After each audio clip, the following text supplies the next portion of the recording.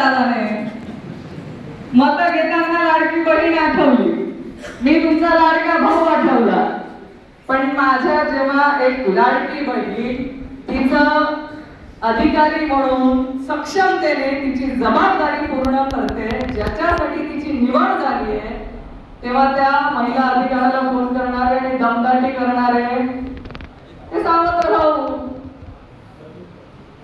मग एकीकडे मत मिळवताना तुम्ही लाडके म्हणणार आणि नंतर तुम्ही लगेच सावत्र भूमिकेत जाणार.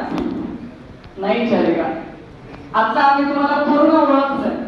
तुम्ही फक्त आश्वासन देऊ शकतात आणि तुम्ही फक्त खोटे बोलू शकतात. त्याच्यामुळे विधानसभेला भुरळ घातली. आता जिल्हा परिषद पंचायत समितीला भुरळ पडू देऊ नका. आता खऱ्याला खरं आणि खोट्याला खोटं करायची वेळ आली.